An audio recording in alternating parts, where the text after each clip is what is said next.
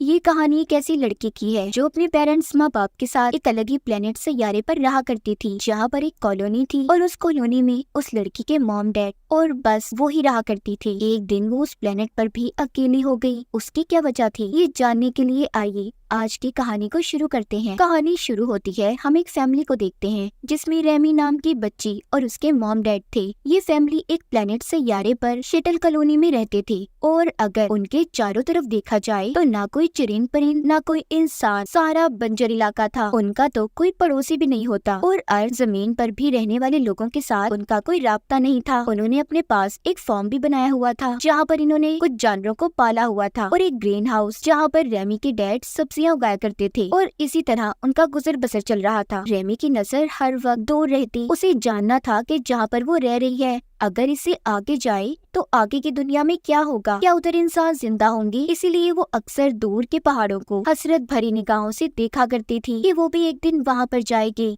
मगर उसकी मॉम हर वक्त उसे इन कामों से मना किया करती थी। मगर इस फैमिली को एक उम्मीद थी कि कभी न कभी इस प्लेनेट पर भी अर्थ जमीन की तरह लोग आकर बस जाएंगे। एक दिन रेमी के डैड घर में देर से आते हैं। वो बहुत ज्यादा परेशान लग रहे थे। रेमी भी खड़ी चुपके से मॉम डैड की बातों को सुन लेती है। रेमी के डैड को शक था कि कहीं उनके आसपास अजनबी लोग हैं जो उनके घर में घुसना चाहते हैं। ये बातें रेमी भी सुन लेती है। अब रात को रेमी के डैड उसके पास आते हैं और कहते हैं, बेटी परेशान नहीं हो, ऐसा कुछ नहीं होगा और जो कुछ तुमने सुना डरने की कोई जरूरत नहीं है, मैं सब संभाल लूंगा। मगर रेमी अब भी डरी हुई थी। एक सुबह जब वो जागती है तो खिड़की पर खून से किसी ने लिव लिखा हुआ था कि यहाँ से चले जाओ। ये सब देखकर रेमी के मॉम डैड डर जाते हैं। उसके डैड ने जल्दी से राइफल उठा ली थी और यहाँ वहाँ देखने लगते हैं कि आखिर कौन है जो ये सब कर रहा था। रेमी की मॉम भी उसे लेकर छुप जाती हैं। तभी कुछ देर के बाद रेमी के मॉम डैड को 3 लोगों की आवाजें सुनाई देती हैं जो 6 होने का नाटक कर रहे थे ताकि इन लोगों को लगे कि वो बहुत से लोग हैं, मगर वो किसी को नजर नहीं आ रहे थे। इसलिए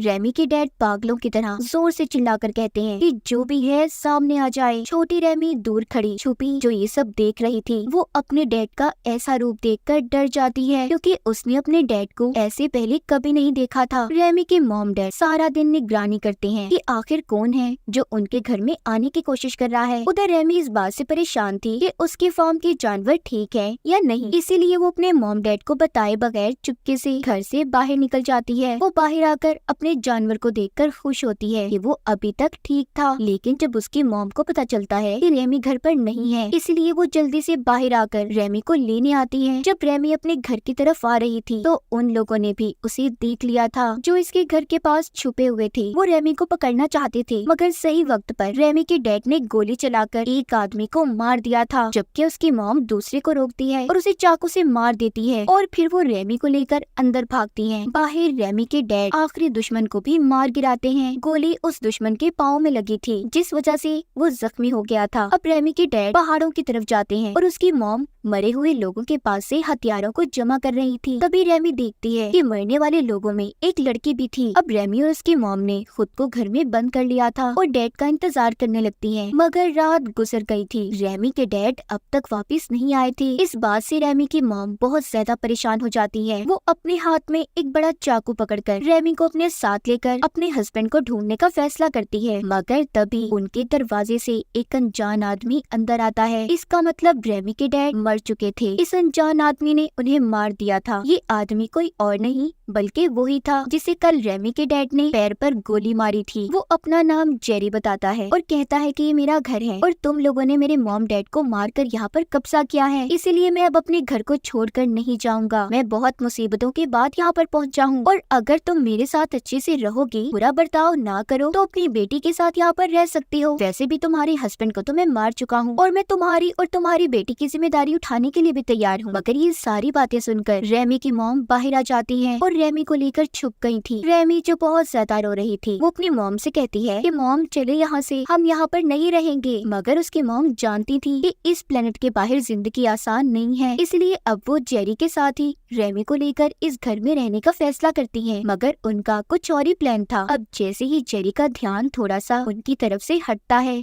तो रेमी की मॉम मौका पाते ही घर के अंदर घुसकर एक चाकू से जेरी पर हमला कर देती है, मगर उसने रेमी की मॉम को पकड़ लिया था और गन से मारने ही लगता है, मगर नहीं मारता और कहता है मुझे खुद को साबित करने के लिए 30 दिन का वक्त दो, मैं तुम्हें कुछ नहीं कहूँगा। अब रेमी की मॉम जेरी से कहती है मैं तुमसे कुछ नहीं चाहती, बस इतना कर दो, मैं अपने हस्बैंड को उनकी मौत के बाद दफनाना चाहती हूँ। जेरी भी इस बात के लिए तैयार हो गया था और रेमी के डैड के साथ साथ अपने साथियों को भी दफना देता है जो रेमी के डैड ने मारे थे। अब वो और उसकी मॉम एक अनजान आदमी के साथ रहने लगी थी। रेमी बार बार अपनी मॉम से कहती है प्लीज मॉम चले यहाँ से, पर उसकी मॉम जानती थी कि बाहर की दुनिया में इनके लिए जेरी से भी बड़े बड़े खतरे हैं। अब रेमी जेरी पर नजर रखना शुरू करती है। वो देखती है उसके पास बहुत सारे हथियार थे। अब वो उसके जाने के बाद रेमी जेरी के बैग की तलाशी लेती है जिससे उसे एक मास्क और एक लड़के की तस्वीर मिलती है। ये वही लड़की थी जिसको रेमी की मॉम ने चाकू से इसे बचाने की खातिर मार दिया था। अब रेमी और उसकी मॉम 30 दिन गिनना शुरू करती है। जेरी के वादे के मुताबिक वो उसके साथ रहने लगी थी। जेरी बाहर के सारे काम संभाला करता जबकि रेमी की मॉम घर के काम किया करती थी। एक दिन रेमी की मॉम अपने स्टोर रूम से एक रोबोट मशीन निकालती है जो एक पालतू जानवर की तरह था। रेमी को एक अच्छा दोस्त मिल गया था, वो बोलता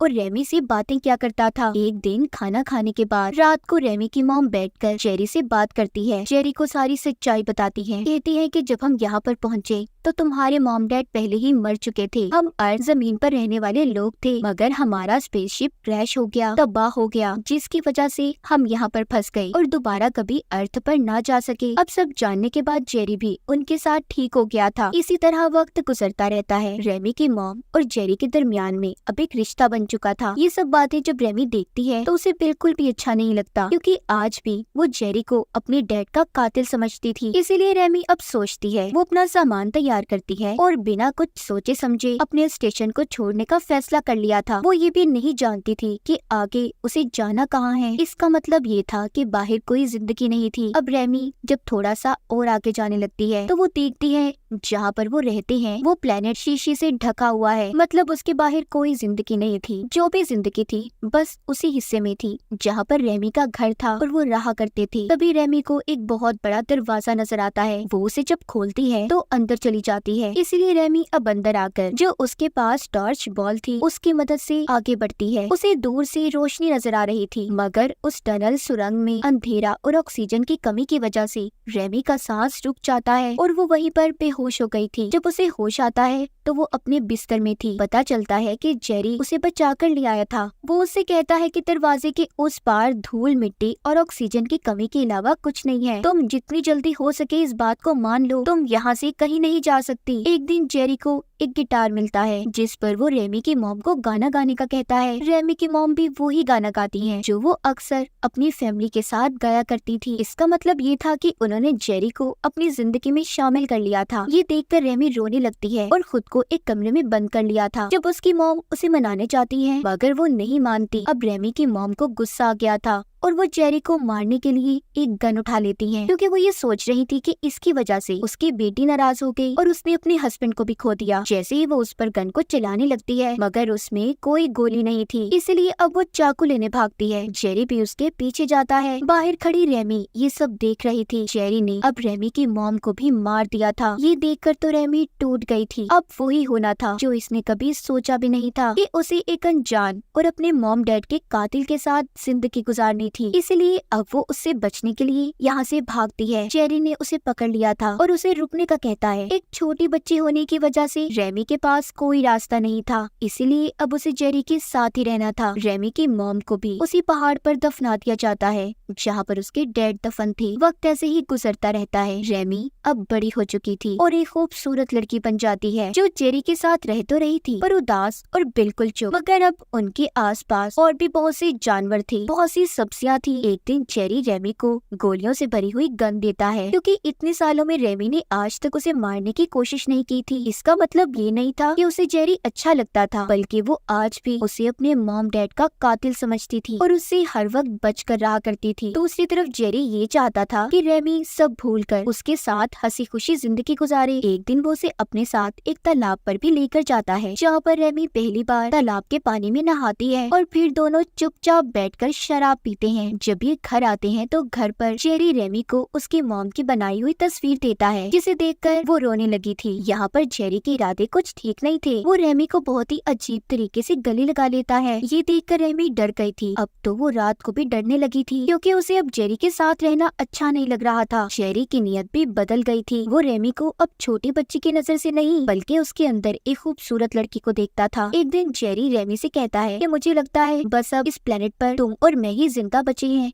इसीलिए तुम मेरे साथ रहो और हम बच्चे पैदा करके नस्ल को आगे बढ़ाएंगे, ताकि इंसानों का वजूद कभी खत्म ना हो। मगर रेमी साफ मना कर देती है, कहती है मैं दुनिया में आखिरी ही क्यों ना बचूं, मगर तुम्हारे साथ अपने मॉम डैड के कातिल के साथ कभी नहीं रह सकती। इतना कहकर वो रोबोट मशीन के साथ बाहर चली जाती है और बहुत सोचने के बाद उसने ये जगह छोड़ने का फैसला कर लिया था। लेकिन जेरी को रेमी के इन इरादों के बारे में पता चल जाता है, इसीलिए वो उसके कमरे से मास्क लेकर बाहर आ गया था, ताकि रेमी कभी भी उसे छोड़कर ना जा पाए। वो भी उसके पीछे भागती है और मास्क को लेने की कोशिश करती है, मगर गलती से वो नीचे गिर जाती है और बेहोश हो गई थी। जब उसे होश आता है तो खुद को बेड पर बंधा हुआ पाती है। उसके सामने जेरी बैठा था, जिसके गलत इरादे साफ उसकी आंखों में नजर आ रहे थे। वो उसे कहता है देखो अभी भी तुम सोच सकती हो, मगर रेमी अब भी उसकी बात सुनने को तैयार नहीं थी। लेकिन अब जेरी उसके साथ जबरदस्ती करने की कोशिश करता है। रेमी की चीखें सुनकर उसकी रोबोट मशीन अंदर आ जाती है और अपने हथियारों का इस्तेमाल करके जेरी पर हमला कर दिया था, जिससे जेरी दूर जाकर गिरता है। मगर जेरी अभी भी मरा नहीं था। वो अब उस रोबोट को गोली चलाकर खत्म कर देता है। उधर रेमी ने भी खुद को आजाद कर लिया था और फौरन एक राइफल उठाकर जेरी के सर में गोली मार देती है। वो भी अब मर चुका था और उसकी लाश को भी पहाड़ पर दफना देती है। थोड़ी देर बाद रेमी को ये एहसास होता है कि वो कितनी अकेली है, यहाँ तक कि उसका दोस्त रोबोट मशीन भी टूट गया। वो अपने अकेलेपन को दूर करने के लिए अपने मॉम डैड की कब्र के पास सोया करती थी। वो ऐसे ही अकेले अपने दिन गुजार रही थी, अपने जानवरों को देखती और ऐसे ही गुजारा करती थी। मगर उसने फिर से अपने दोस्त रोबोट को भी ठीक कर लिया था। अब वो यहाँ से जाना चाहती थी, इस उम्मीद के साथ कि शायद उसे इस बंजर जमीन पर कोई इंसान नजर आ जाए। वो यहाँ से जाने की तैयारी करती है और अपने दोस्त रोबोट मशीन को अलविदा कहती है। वो जाते हुए आखिरी बार अपने घर और जानवरों को देख रही थी। फिर वो मास्क लगाकर उसी सुरंग के अंदर जाने लगती है, जहाँ से कभी उसने बचपन में भी जाने की कोशिश की थी। अब वो पूरी तरह से तैयार थी। वो देखती है दूर दूर तक बंजर इलाका था, लेकिन फिर भी उसे ये जानना था क्या वो इस दुनिया में बिल्कुल अकेली है। अगर वो अपने सामने आने वाली मुसीबतों से बच गई तो उसका लोगों को ढूंढने का सफर हमेशा जारी रहेगा। तो क्या रेमी का ये सफर पूरा हो पाएगा? क्या उसे अपनी जिंदगी में कोई दूसरा इंसान मिलेगा? और इसी के साथ रेमी की कहानी यहीं पर खत्म हो जाती है।